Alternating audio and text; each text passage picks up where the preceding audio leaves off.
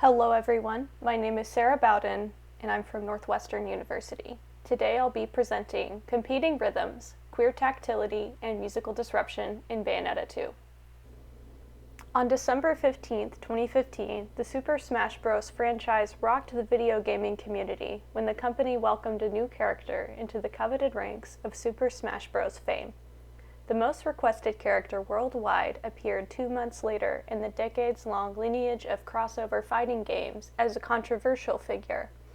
Bayonetta, a queer hyper-femme, shape-shifting witch, had secured her position in the Super Smash Bros. Gaming legacy. Though popular enough to enter a new franchise by fan vote, Bayonetta carried all of the baggage she acquired via the controversial public reception of Bayonetta 2 in 2014. Re-released for the Nintendo Switch console in February 2018, in part due to Bayonetta's success in the Super Smash Bros. Franchise, Bayonetta 2 challenged players to interact with the updated interface through distinctly queer ways of playing as a result of the fundamentally altered haptic and spatial dimensions of the original 2014 release. Bayonetta 2 challenges players to interact with their controller through small, measured, and distinctly queer movements. In this presentation, I argue that rhythm extends to 3 separate levels of Bayonetta 2. First, the tactile rhythm of movement required to press buttons for combination attacks. Second, the musical rhythm of the Moon River arrangement heard in relation to the game's ambient soundtrack. And third, the narrative rhythm of the game. Through highlighting the haptic, auditory, and visual dimensions of play, I show how players may experience competing rhythms as queer femme disruption and disturbance of the heteronormative associations present in the hack-and-slash game genre. Interpreting Bayonetta 2 as a queer femme object is complicated by heteronormativity in the action-adventure genre, and the critical reception of the game is controversially hypersexual. In examining the rhythms of the game, I aim to illuminate the possibility spaces created by reading into queerness already present within the game. Bayonetta 2 is thus marked as a critical project not only because it places Bayonetta as the protagonist in the male-dominated hack-and-slash game genre, but also through its use of queer femininity as a source of disturbance and pleasure in curating players' experiences. In my reading, the 2018 re-release serves as a direct challenge to heteronormativity in the video game industry. As I interrogate Bayonetta's critical positionality as a queer object, I use queer in reference to Sarah Ahmed's queer phenomenology. Queer directly indexes Bayonetta's own sexual identity, as well as Ahmed's delineation of queer as, quote, a spatial term, which then gets translated into a sexual term. A term for a twisted sexuality that does not follow a straight line, a sexuality that is bent and crooked." End quote. The game is a queer object, not only because it features a queer woman as its subject. It is queer in its spatial orientations. As Bayonetta moves from battle to battle, a kind of social orientation takes place as players construct their gaming experience around a series of repeated actions over time. The game unfolds at a given rhythm based on players' technical abilities to move through different spaces of the game, as honed by hours of repeated intentional actions directed at spatially manipulating Bayonetta. There is no linear trajectory for overcoming the game's brutally challenging battle sequences. In order to make progress, players socially orient themselves as extensions of Bayonetta through committed, disciplined acts of practicing rhythmic controller combinations. To consider Bayonetta 2 as a phenomenological ludic experience is to question how spatial queerness may, quote, involve ways of inhabiting and being inhabited by space, end quote. This spatial and social distance invites players to configure their relationship to Bayonetta as subject. Part of the player's experience is understanding their performance as both a spectator of Bayonetta and in relation to their own bodily movements. When players act as active observers with Bayonetta as subject, they engage with a felt distance between subject and object. In The Rhythm of Thought, Jessica Wiskus elucidates that such a space constitutes a form of rhythmic non-coincidence. Wiskus points out that silence can act as an analog for distance felt between subject and object. A given rhythm, musical, lived, or acted, is co-constitutively bound to silence. Wiskus writes, What is important about rhythm is not the meter or the tempo, but the expression of silence that holds each articulation together. What lies at the root of the work of rhythm is the process of continually returning to the unheard interval or unsaid lacuna of non-coincidence. Extending Whiskus's rhythmic non-coincidence as both a rhythmic and phenomenological experience opens the possibility space for rhythm as it can exist within and outside of musical dimensions. Specifically, her work illuminates how competing rhythms, as well as repetition in the form of repeated actions, may productively generate critical non-coincidences. As players spatially manipulate Bayonetta on screen, they physically discipline their bodies in order to navigate the game narrative by overcoming the technical challenges of resisting button mashing.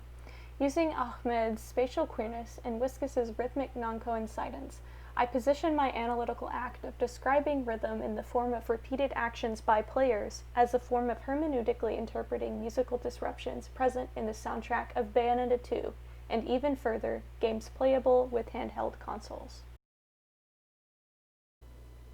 It is abundantly clear from the first few minutes of gameplay that players must discipline their bodies in order to progress through the game's narrative. Played on the handheld Nintendo Switch console, the game proves ever more challenging as players must adeptly manipulate a combination of buttons, arrow keys, and knobs.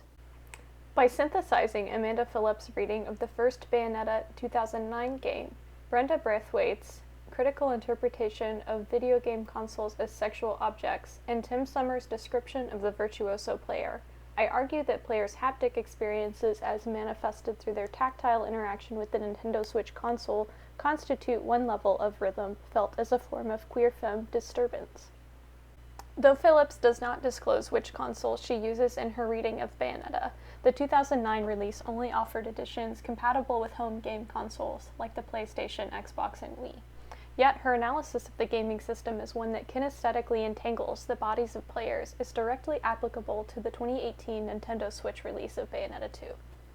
In her assessment of the technical barriers to successful gameplay, Phillips writes, Bayonetta, for all its flirtatious feminine trappings, is a brutally difficult game with gameplay that focuses on skill and familiarity rather than luck. It is important to master the combat combos and special moves because basic attacks are not adequate to survive the waves upon waves of angels that the gamer must face. The challenging controller combinations function as a disruption of orientation. Bayonetta is certainly not, quote, typical in her orientation toward heteronormative masculinity or in her relationship to the apparatus of the gaming machine, end quote, as the game, quote, ultimately fails to make men comfortable about their potential desire for her body, via sequential bodily dismemberment from bloody tentacle severing to shooting the penis of a cherub statue, end quote. The Switch console emphasizes the tactility of the game through vibrations felt when Bayonetta receives damage on screen, requiring players to manipulate knobs and buttons simultaneously, and guiding players through different combinations within practice mode. These motions are generally familiar in that they require rhythmic execution. Tim Summers argues that, quote, with precise commands, the virtuoso player will rhythmically block assaults, create a powerful combination of attacks, and reverse and counter incoming blows, end quote. However, Bayonetta 2, as adapted for the Switch, requires a unique set of physical motions that disrupt the general combo-based rhythm of hack-and-slash games.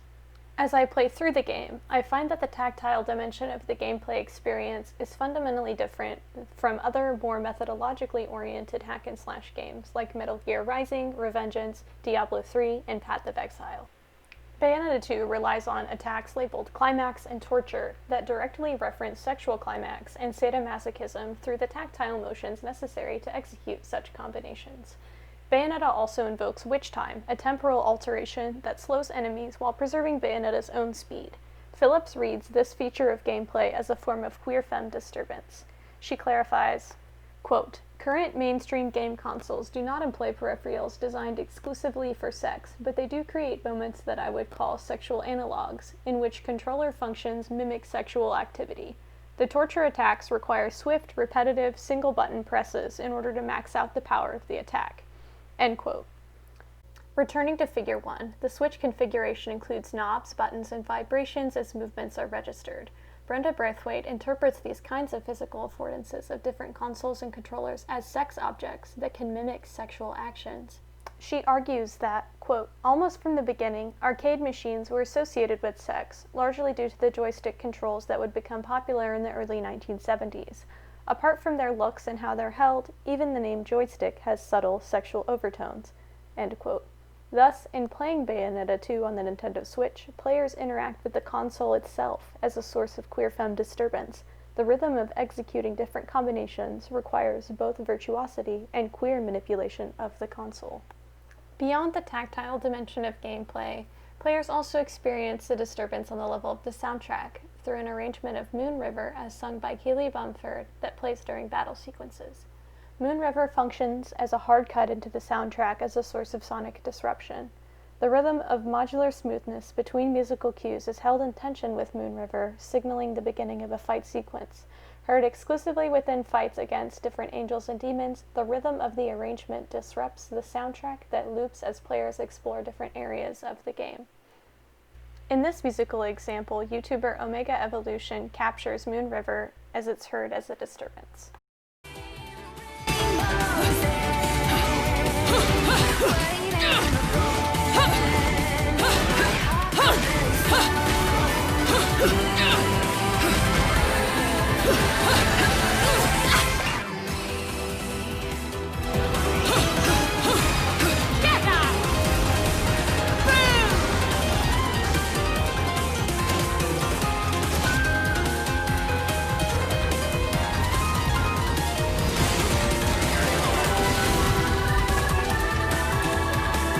This is why I never buy anything on sale.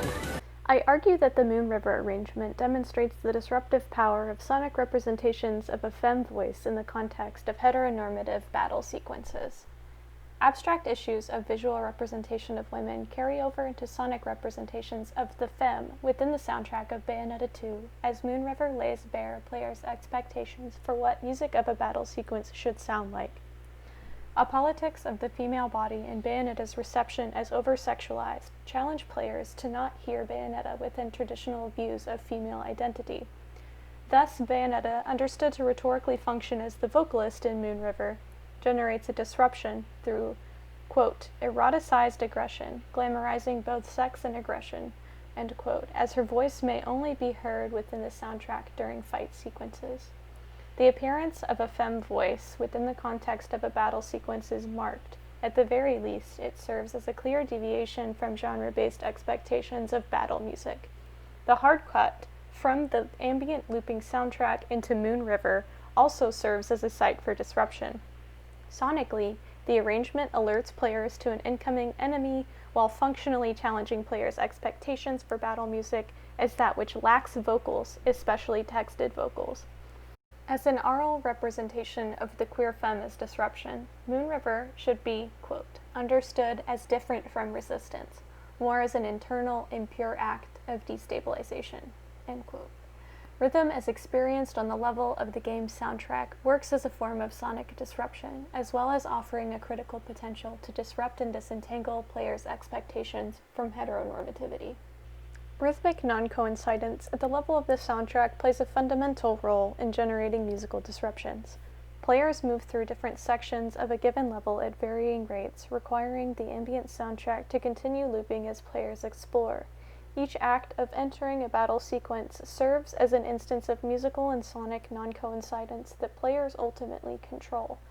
The rhythm of hard cuts between Moon River and ambient exploration soundtracks is malleable and infinitely variable as players have agency over the transitions between battle and exploration. Music and sonic non-coincidence is a form of rhythmic disruption that players can manipulate. Divided into chapters and verses, the narrative flow of Bayonetta 2 is predicated on players' ability to advance through different battle sequences present in each chapter. Though linear in a strict sense, the game's narrative is frequently subject to disruption in the form of increasingly difficult battles with enemies. In this section, I draw on Shira Chess's argument that all video games function as queer pleasure through queer narrative by illuminating the role of the rhythm in the narrative design of Bayonetta 2. From understanding the game's narrative as definitively queer, I read into how Bayonetta 2 fits within Audrey Ann Abel's close reading of players' experiences of rhythms oscillating between work and play. Though battles themselves are one of the sources of queer femme disturbance, the design of the game invites players to explore each level in a choreographed way, first defeating all enemies and then approximating what the level affords in terms of continuing forward. Players investigate a series of doors, paths, and lines to follow. Encountering even more enemies is a sign that they have chosen the correct path. Built around chapters and verses rather than traditional levels, Bayonetta 2 aesthetically evokes alternative narrative design. Moving between combat and exploration, players are required to spatially manipulate Bayonetta as both a fighter and an avatar as an extension of the self. In Figure 4, I provide a screen capture of the corresponding physical motion players must compete in order to advance within the narrative by spinning a giant window, as representative of how the technical design of the game changes players' relationship to Bayonetta when used to explore a given chapter. This tension between fighter and explorer is common within action-adventure video games, so much so that Chess argues, quote, "All video games play with queer pleasure. Their narrative form is unrecognizable because they are fundamentally queer narratives," end quote. Because each chapter of Bayonetta has its own micro-narrative, there is no narrative climax. The game ends when Bayonetta defeats the final boss, as contained within its own chapter. The pleasure of playing the game comes from what Chess identifies as, quote, "being constantly submerged in the story's middle." This middle revels in the queer process. It allows for a space that is not defined by a singular ultimate climax, but a multitude of climaxes that are not intent on necessarily finding an end, end quote. The narrative rhythm between chapters is markedly asynchronous until the final chapter of the game weaves several plot lines together. Players are more likely to uncover a cohesive through line within a chapter, as each chapter reliably contains several inconsequential battles, versus within a chapter, that culminate in a boss fight at the end of the chapter. The narrative middle, the verses, of Bayonetta 2 is the source of ludic pleasure and queer disturbance of genre tropes through its emphasis on exploration and untethered relationship to inter-chapter narrative progression. Bayonetta's goal is to rescue her companion Jean from hell. The narrative of the game, built around pleasure generated from playing within verses, is one that offers a queer heroine endeavoring to save her partner in an act of queer love. This level of queer representation within the hack-and-slash genre is unprecedented. With its unique narrative structure, Bayonetta 2 occupies a critical space within rhythms of work and play. In her analysis of mobile games, Audrey Ann Abel interrogates how video games, quote, "wrest us from our everyday rhythms to make our bodies move in ways that confound efficiency and productivity, a kind of radical arrhythmia," end quote. Though not designed for mobile phones, Bayonetta 2 as played on the Nintendo Switch is remarkably more portable than its precursors built for home gaming consoles. As players move through different chapters, they experience a rhythm between work and play built around contrast between exploration and battle. As players continue to game after time away, the game requires them to perform the labor of killing angels and demons in order to experience the reward of exploration. The rhythm of work and play unfolds on the level of the player's engagements with the game relative to their lives outside of the game space and within the verses and chapters of the game itself. In reading into the different levels of rhythm players experience while engaging with the game's haptic, sonic, and narrative dimensions, I show how Bayonetta 2 acts as a queer, critical response to broader heteronormativity in the video game industry. Musical disruption and rhythmic non-coincidence between the three levels, tactile, musical, and narrative, compete for players' attention in a form of queer femme disturbance. Additional disruptions present in the game illuminate players' genre-based expectations. In her analysis of the first Bayonetta game, Amanda Phillips puts it quite nicely. Bayonetta's aggressively feminine sexuality reaches beyond the screen to implicate the gamer in its own pleasures, disturbing the narratives we tell about what it means to be a gamer, or a woman, or a slut, or a hero in contemporary times. By focusing my analysis on players as they experience and interact with Bayonetta, I hope to center the critical potential of Bayonetta 2 as it challenges heteronormativity, modular smoothness, and queer choreographies in video game design. Thank you very much.